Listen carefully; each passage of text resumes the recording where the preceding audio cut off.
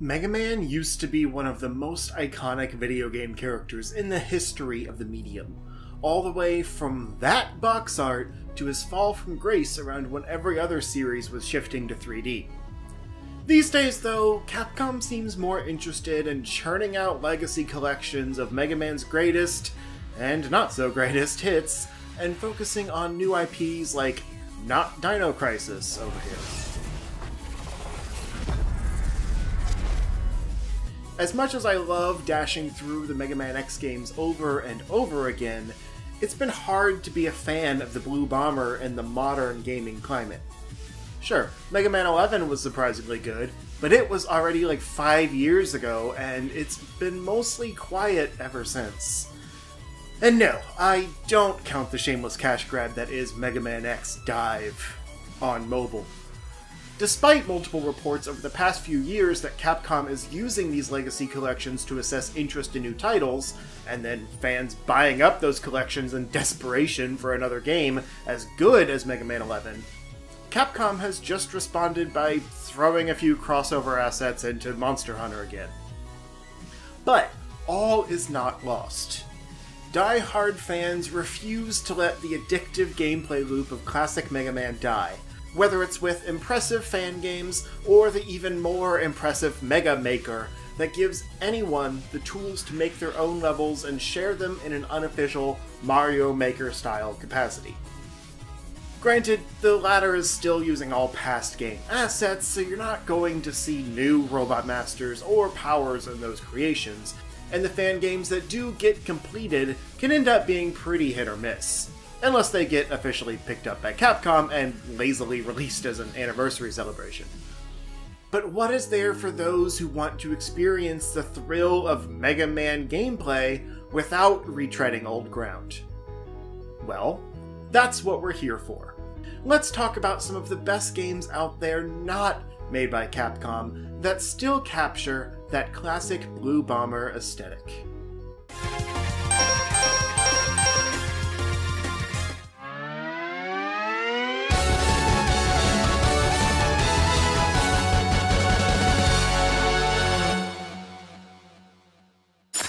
Hi friends! If you're like me and nicknamed yourself after your favorite Mega Man character, and also have a platform to share your opinions in video essay form, you might enjoy talking about Mega Man games.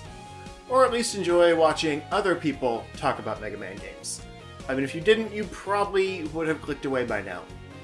Especially since my average video watch time is about 2 minutes. Usually the time when my face comes on screen. Should I be hurt by that? No. I've looked in a mirror, I get it.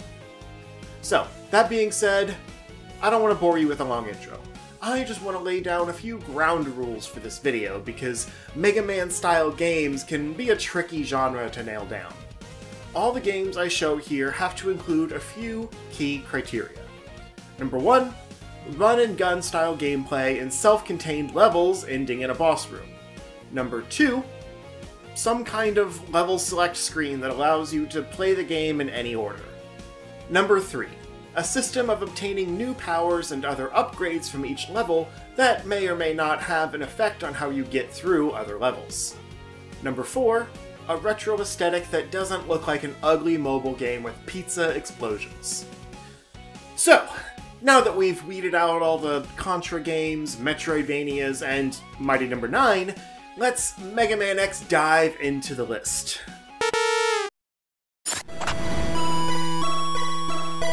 This adorable Game Boy-inspired Mega Man clone is as punishing as it is impressive. I'll admit, this one is a little too retro-inspired for my liking, with a brutal lack of checkpoints and enemies that hit like trucks, combined with the fact that the health regeneration system is obtuse at best. But I'll get to that. It's first on the list because it seems fairly obscure, but I also honestly liked it the least. It's still technically impressive, and has a lot of charm, so I'm sure others would like it, hence the recommendation, but it was too hard for me to get too far into. It follows a lowly worker bot who gets fed up with living to make the corporations rich. Very relatable. This is told through a very clever and meta opening cutscene that slowly allows you to gain control over the character before you're unleashed to fight back against the man. After the opening stage, the rest of the levels open up on the world map and you can tackle them in any order. Each one is fittingly themed around a corporate boss, with snarky text before each level. I really like the idea of this game, treating the traditional Robot Master concept as just actual bad bosses, rather than created by some madman or corrupted through other means. It's just about taking down the system. But, while each level is unique and has some clever gimmicks, I just felt like the difficulty balance was a little off. Your robot character starts off with just a regular shot, no charge ability or anything, and a dash move. The only way to heal damage, seemingly, is through a hyper mode activation that gives you back a portion of health based on how well you play while it's active, and the drops from enemies only fill that hypermeter, where I feel like they could also give you health sometimes. It's kind of a clunky system that means you almost never have full health, and the systems aren't totally well explained either. I didn't even know what hyper mode was until I looked up what happens when you press that button. I learned it does apparently also increase your damage output while it's active, so it's a neat risk-reward mechanic, but I just don't like that it's the only way to get health back with how hard enemies hit and how rare the checkpoints are. It's a game I'd ultimately like to enjoy more, and it's got a great modern Game Boy style, but I could currently only recommend it to retro game lovers that miss that type of brutal difficulty from the actual Game Boy Mega Man games. I should talk about those sometime. They're pretty wild. The Azure Striker series from Inti Creates has, in a lot of ways, been Keiji Inafune's newest love letter to Mega Man fans, after his last failed attempt, Mighty No. 9, was a colossal flop. I personally never got too interested in the main Gunvolt game series because they feel a bit like chaotic bullet hell games in a side-scroller setting, and the emphasis on speedrunning and maximizing your score for each level is just not what I go to games for. But then they announced a surprise little retro-inspired spin-off of not just Azure Striker, but also Mighty No. 9. And say what you will about the trash fire of a game starring Beck, but the world and characters established before its release were always the most interesting part. You could tell a lot of passion went into the concept, and it just failed to come together in the final game. So when they pitched this game as playing as Gunvolt or Beck in a series of Mighty No. 9 inspired levels with unique gameplay mechanics for each playable robot, I was curiously optimistic. Now, let me be clear, this game is still just okay, being both a little too simple and too complicated to really please anyone. But it also includes some really cool level designs that reimagine Mighty No. 9's bosses in a faux 8-bit aesthetic, similar to Shovel Knight, and an intriguing, if overly simple, story involving Gunvolt and Beck being dropped into a computer simulation and stripped of many of their abilities. Beck still kinda sucks. Without the ability to freeze and dash through enemies, he's very much just a budget Mega Man. And his gimmick is that he's a full suite of different gun types from the start that you can use to get through levels. Unfortunately, none of them feel that different, and actually making them feel unique from each other is a whole other complicated mechanic involving a power source that caps out pretty low early on. So you won't really get much use out of it until later in the game when you've gotten more powerful. And by that time, you would have already had all of those things as Beck or Gunvolt. Aside from that, he feels pretty bland to play. Gunvolt, similarly, has lost most of what made him special as far as the fast-paced bullet hell gameplay of his series, but he at least can still obtain different electric powers that give him a leg up. And while his starting weapon is pretty lame, it can still be powered up through parts you find in each level, and is also not so overwhelming from the start like Beck's was, so he's just an overall better choice to ease into the complicated weapon building mechanics of the game, while also just being more interesting to play as. But since the game feels like it belongs to Beck, using levels and bosses from Mighty No. 9 and making Gunvolt the fish out of water, figuring out where he's landed, there's definitely a benefit to play both campaigns. Just don't expect a lot of difference between them. I think there's some different story bits and maybe like a different final boss or something. I never beat it as Beck, so I don't know for sure, but I would guess so based on the final boss as Gunvolt. Anyway, the reason this game is on the list is because it's a vastly different experience from both series it spins off. And that kind of unique collaboration between two new Inafune properties is really neat and will probably never happen again. Plus, the levels themselves are varied and well crafted, and it's honestly really cool to see these frankly dope boss designs from a bad game repurposed into a pretty good game. It's just very much an 8-bit throwback game. Both characters feel as slow and chunky to control as Mega Man 1, and I kind of wish it had some more modern mechanics from the games it spun off from, like dashing and wall jumping. It's probably most similar to other modern retro throwbacks like Mega Man 9, but that's hardly a bad thing. While we're on the stretch of retro-inspired games, Venture Kid is a clear love letter to NES Mega Man, with an almost copyright-infringing main character, a catchy chiptune soundtrack, and level design specifically crafted to hurt you. But it's all really charming and manages to have an identity of its own by just casting you as a teenage boy fighting back against the man who, like, put his girlfriend in the hospital or something. With the help of a random, seemingly homeless tech whiz who supplies him with a gun. You know, that old chestnut. Honestly, my favorite thing about this game is that after every boss it just shows a cutscene where this hobo-looking guy finds you and hands you a weapon he just invented, and then you see what it does. It's clearly inspired by the weapon get sections of Mega Man games, but the presentation here is so silly, in that the weapon doesn't even have anything to do with the boss you just fought. You're just handed it by this guy who apparently invented something random. I'm not even totally sure of the concept here, aside from just going to each area and raiding and killing the natives, but it's still really fun to play, so whatever. Retro games had dumb stories too, mostly in the manuals, so I don't care. It's another one that's very NES inspired, with just a jump and a gun. No charge shot, no dash, nothing. It has the nice modern convenience of quick selecting weapons with the controller triggers, but they still replace your main shot instead of having a dedicated special weapon button, so it still feels like a classic 4-button GBA game and looks even older. The powers you get do have some level utility though, as the boomerang can grab out of reach collectibles, the ice ball can turn enemies into platforms, etc. The presentation is very simple, but it works for what the devs were trying to do, and overall this game feels a little easier than the other games on the list, so it was kind of refreshing, even if bosses can still give you a hard time. Combine that with a handy shop where you can spend the orbs you collect throughout the levels on various things like energy refills and extra lives, and you have a simple but charming retro platformer that almost feels like it was a Mega Man ROM hack that evolved into its own IP. And I don't at all mean that as a bad thing.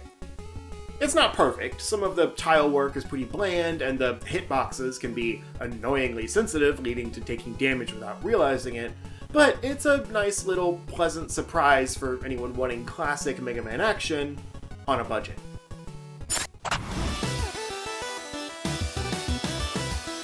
This is the follow-up to another great Mega Man clone a few years ago called 20XX, but this is much more polished and nicer to look at.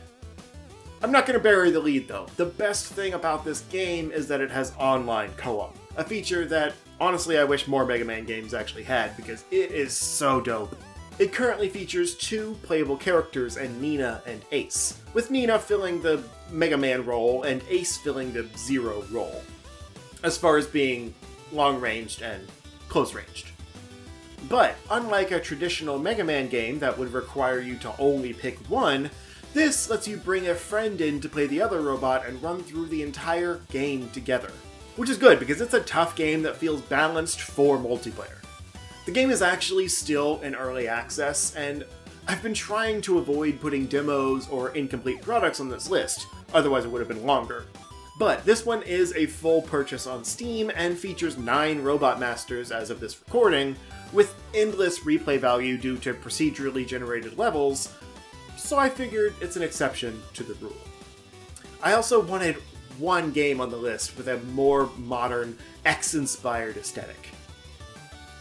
The gameplay loop probably looks pretty familiar. You pick a level from the selection screen and then run through the surprisingly long, but interestingly themed levels, fighting waves of enemies and a mini-boss, avoiding traps, and finally reaching the boss.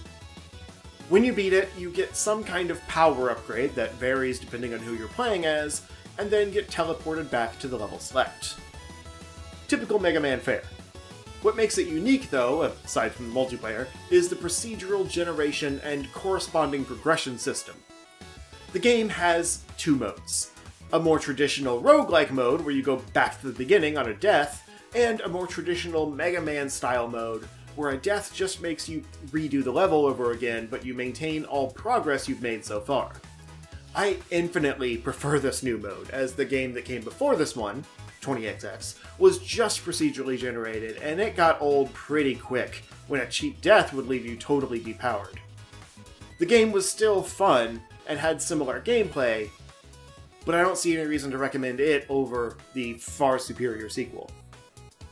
To be clear, the levels in this game are still randomly generated for each run, just like its predecessor, but the layout is locked when you start the game, so each time you die and go back in, it's the same level saved for that specific run.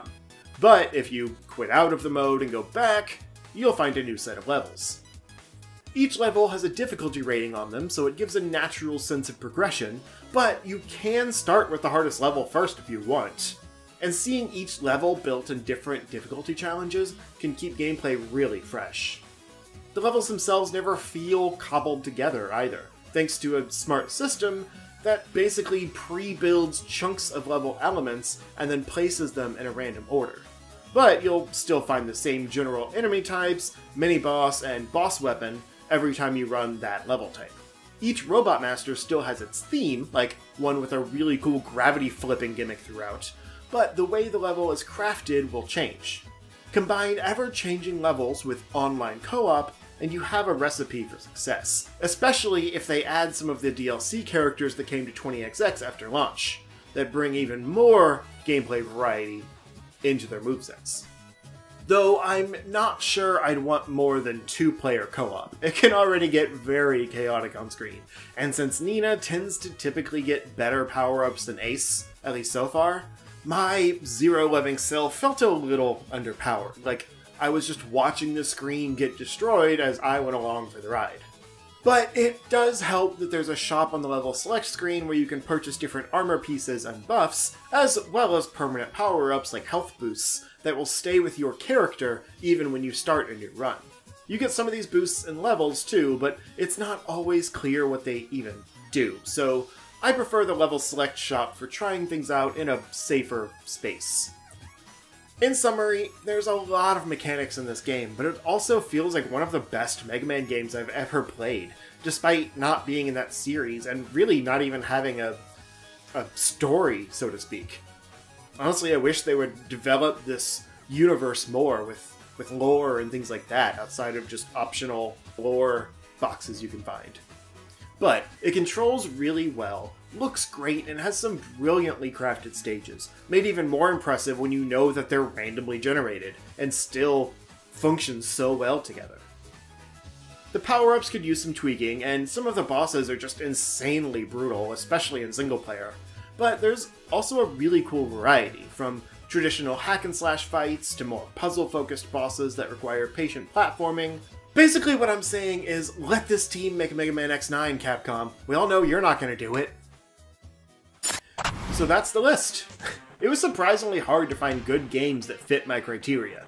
Doing research for games like Mega Man found a lot of just side-scroller action shoot-em-ups more akin to Contra, or non-linear exploration games like Metroid that have bosses and power-ups, but no level structure. It makes me kinda sad that it's not a more common genre for indies to dabble in. There's a ton of fan games out there. Maybe I'll cover those too someday. But original IPs are lacking, outside of Inafune's multiple attempts to strike gold again now that they don't let him near the Blue Bomber anymore. But if you know of any winners I still missed, please let me know in the comments below. And if you'd like me to cover some Mega Man fan games, shout that out too. And ideally tell me what to play, because it can get overwhelming to look through those. And even to find them half the time. Fan games are very well hidden, I guess to avoid DMCA or something. Anyway, as cool as it is to have tools like Mega Maker, where anyone can make their own Mega Man levels, at this point I think I'd rather see a spiritual successor do well. And frankly, the Azure Striker series just doesn't scratch the same itch for me. I've never been big on score-based games, hence the name Zero Score. But yeah, that's all I got for now. Zero out. This adorable Game Bang... It's an adorable Game Bang. That's what I get for checking my phone when I should be recording. But, while each level is unique and has some clever gimmicks, I just feel... I gosh darn feel like it. And an intriguing, if overly simple, story involving Gunvolt and Beck being stripped... What? Being stripped naked and just...